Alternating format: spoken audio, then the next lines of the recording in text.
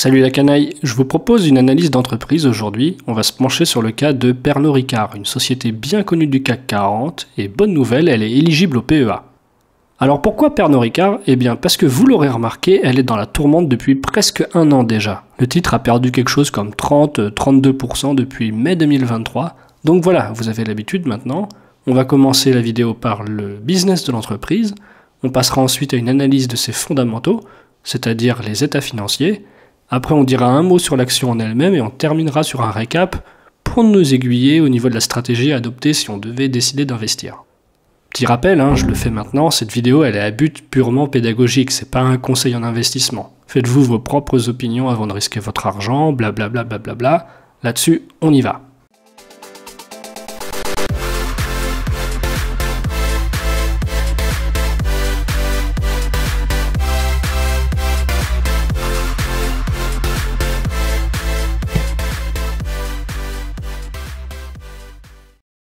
Bon, Pernod Ricard, tout le monde connaît évidemment, mais j'aimerais rappeler tout de même les marques qu'ils possèdent en portefeuille et surtout les volumes qu'ils vendent.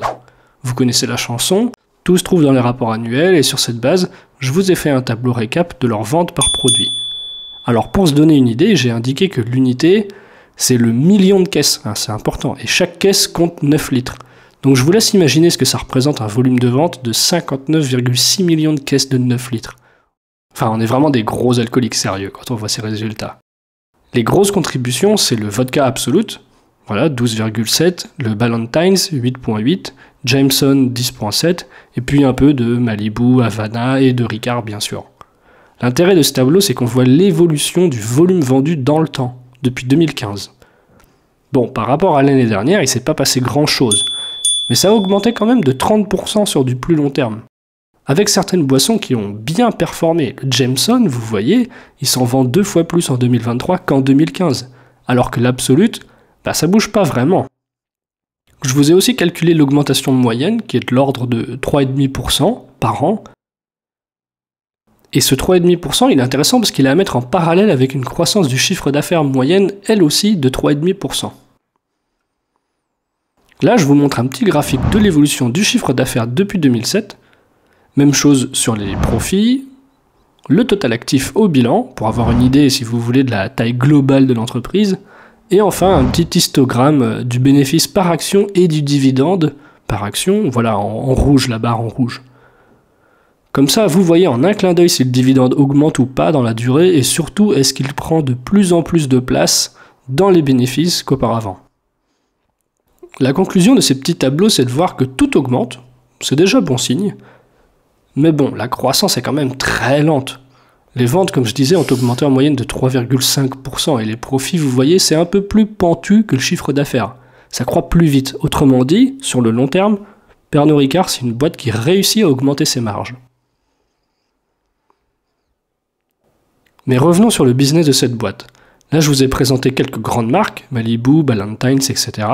Mais en réalité, Pernod Ricard possède plus de 240 marques, donc vraiment une stratégie de croissance externe. Ils vont racheter des distilleries et des marques à des concurrents, ou englober les petits qui font des alcools locaux, etc. Et puis il y a un deuxième canal de croissance important, pour eux, c'est la démographie, tout simplement. D'après leur rapport, ils estiment que la population mondiale en âge de consommer, elle progresse en moyenne de 1,3% par an. Pour ce qui est de leur présence au niveau mondial, on retrouve les produits dans 160 pays. Donc quasiment partout. C'est un très très bon maillage du globe, un peu comme Coca-Cola si vous voulez, on les retrouve vraiment partout. Ce qui fait que géographiquement, on a 29% du CA réalisé en Europe, encore 29% dans les Amériques et 42% dans le reste du monde. Quant aux sites de production, ils en ont 96, localisés principalement en Europe, comme on voit sur cette image. Et alors la question pour eux, c'est celle de l'approvisionnement. Parce que pour nous régaler d'une bonne boisson au coin du feu, ils ont besoin d'ingrédients. La canne à sucre, l'orge, les raisins, le blé, etc. comme indiqué dans leur rapport. Ce qui fait qu'ils sont vraiment exposés, pour le coup, à un risque climatique important. Alors je vais me faire des ennemis, mais les problématiques ESG, c'est pas quelque chose, j'y suis pas extrêmement sensible quand il s'agit d'investissement, mais eux, pour le coup, c'est quelque chose à surveiller. Et ils le mentionnent dans leur publication. C'est qu'il y a un risque que les récoltes soient mauvaises. S'il y a un raz-de-marée, grosse difficulté à résoudre pour eux, parce que vous voyez que l'entreprise, il faut qu'elle trouve 306 000 tonnes de blé chaque année. et même davantage dans les années à venir si l'activité se développe. Donc on a ce risque qui est très très présent, et l'autre risque ESG, c'est celui des stocks. Parce que les whiskies, ça peut rester en fût pendant plus de 10 ans avant d'être vendu. Donc on a des produits hautement inflammables à conserver, il faut des conditions particulières de chaleur et d'humidité pour garantir la qualité. Je vous donne un exemple, dans leur rapport, ils mentionnent des inquiétudes climatiques à Cuba. Ils ont des distilleries là-bas, or c'est un territoire souvent balayé par les cyclones. Donc oui, risque que tout flambe ou tout simplement risque de perdre le stock, ce qui serait très pénalisant pour les ventes futures. Sur la partie état financier, là on va rentrer vraiment dans le détail des chiffres, c'est important. On a un chiffre d'affaires qui a l'air en forte croissance, de 10 milliards 700 millions à 12 milliards 100 millions, mais c'est de la fausse croissance. Ne vous faites pas avoir. Faut vraiment creuser les chiffres. Rappelez-vous, on avait dit qu'en volume vendu, nos millions de caisses de 9 litres, là, entre 2022 et 2023, ça n'avait presque pas évolué.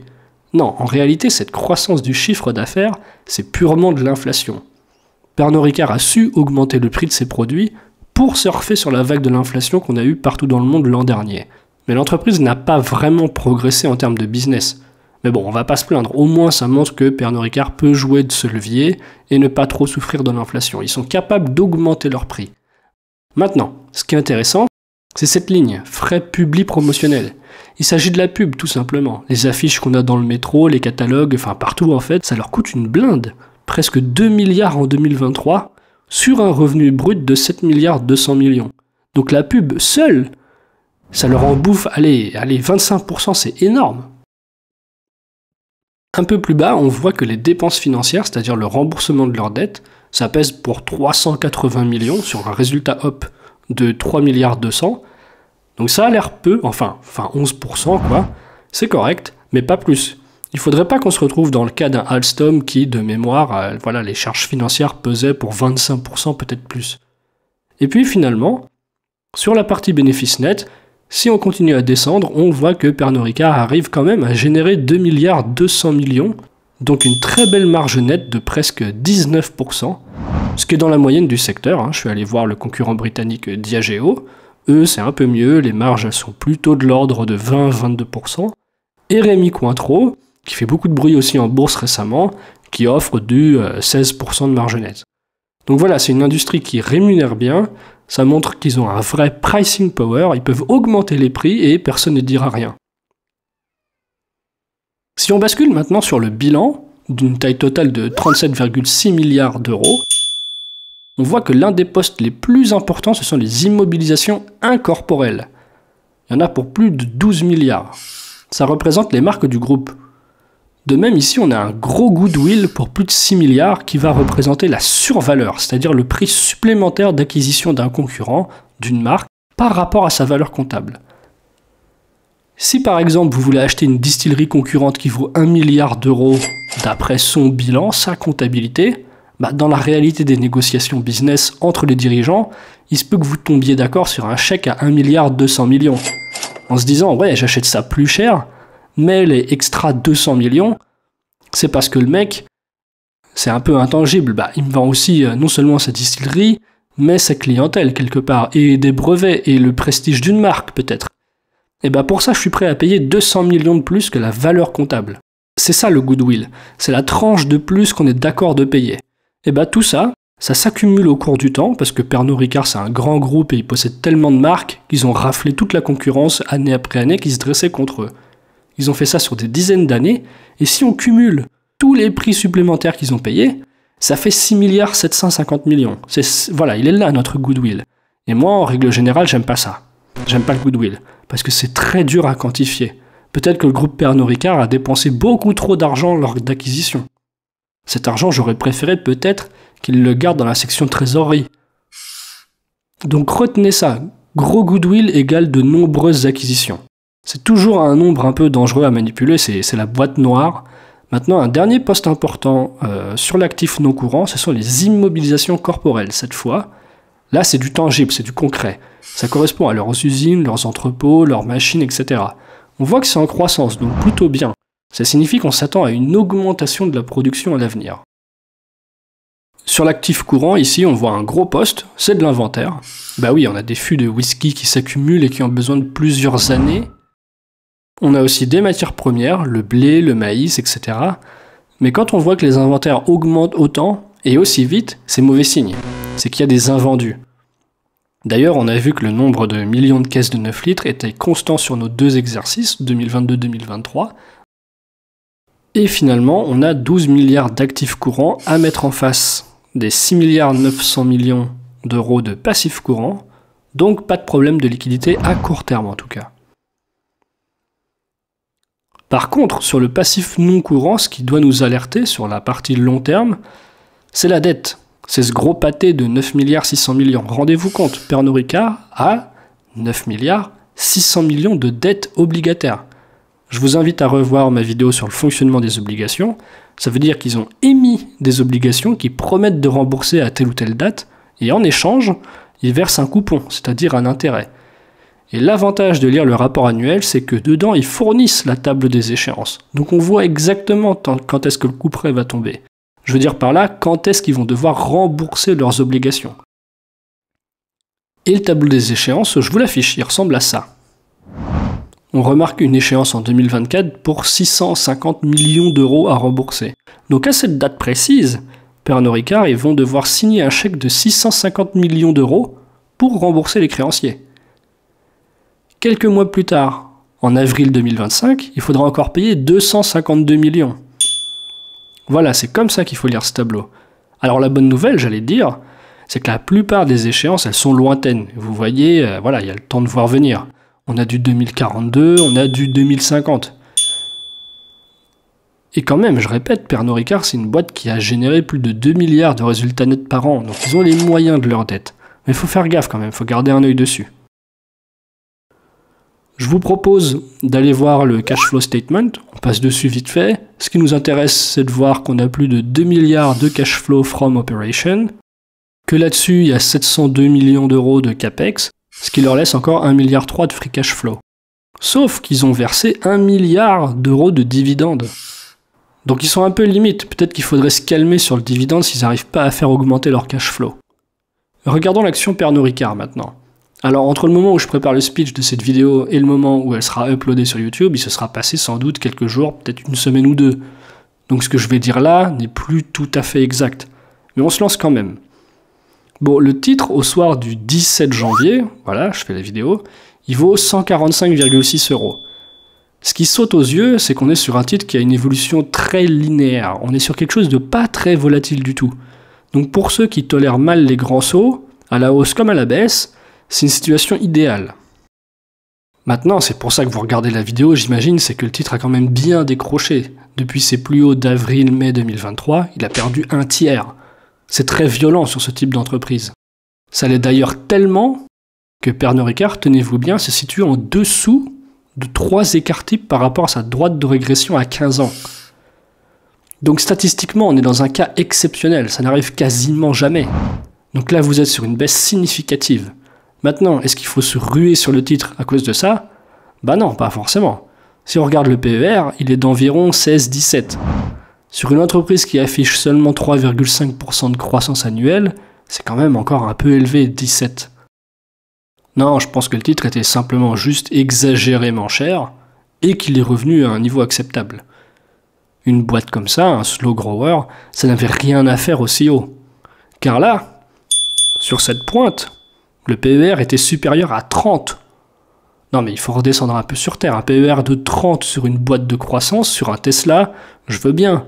Mais Pernod Ricard, un peu de sérieux les amis.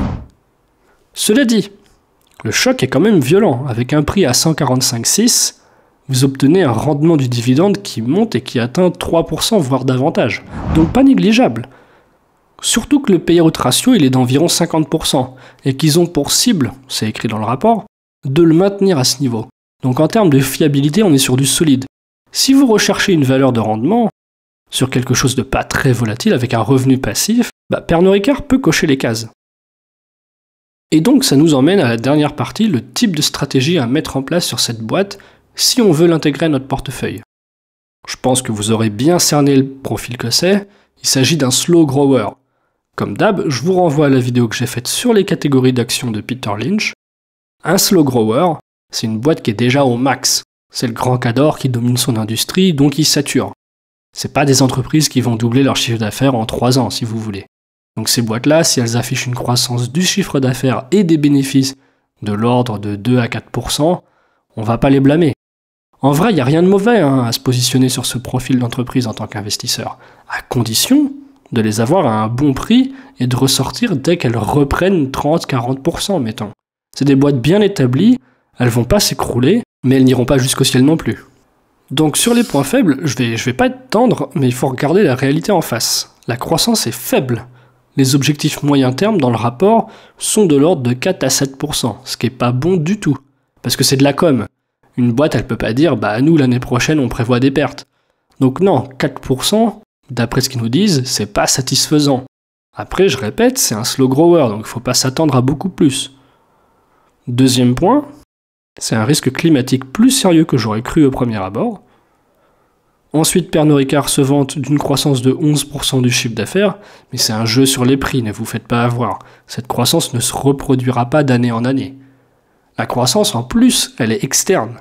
Elle est faite par acquisition, non parce que les gens boivent de plus en plus de leur boisson.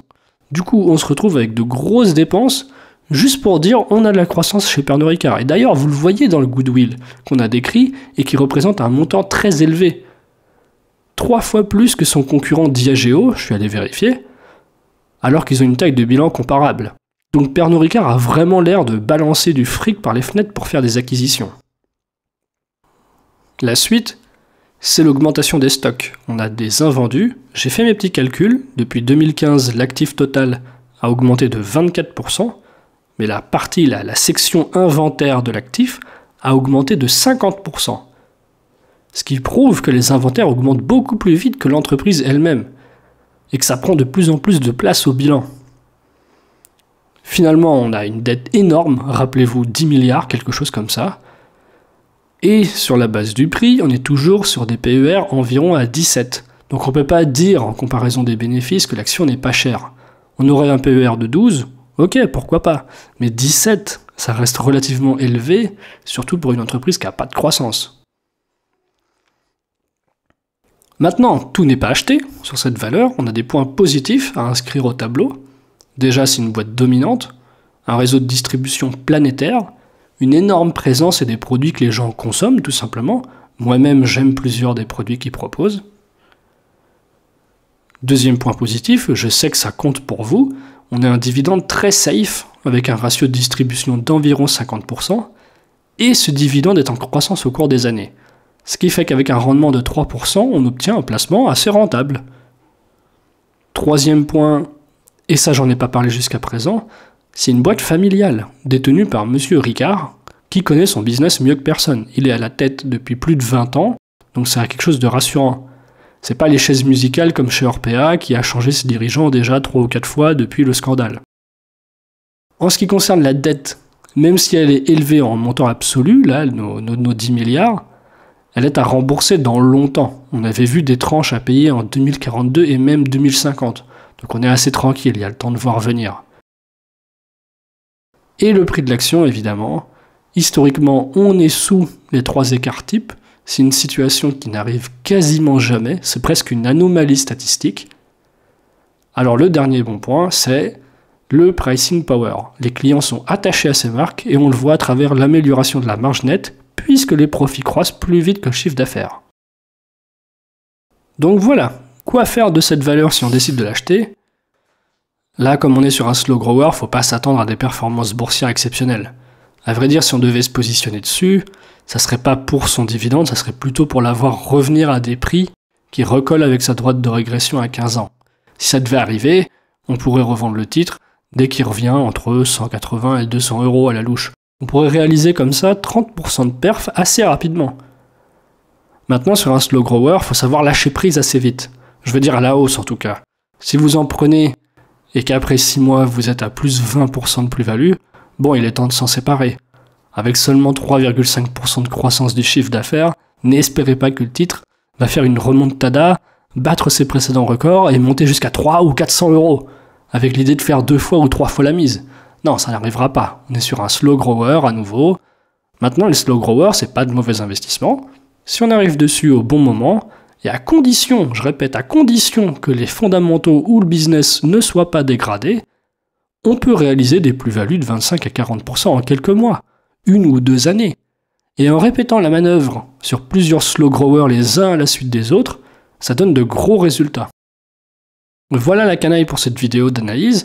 C'est toujours des vidéos un peu plus longues, j'essaye d'aller véritablement dans le détail des boîtes, je lis les rapports annuels en entier pour vous donner les informations les plus pertinentes. Alors si ça vous a plu, mettez un like, mettez-moi du love, faites-moi la bise, et on se retrouve bientôt pour une prochaine vidéo. Ciao!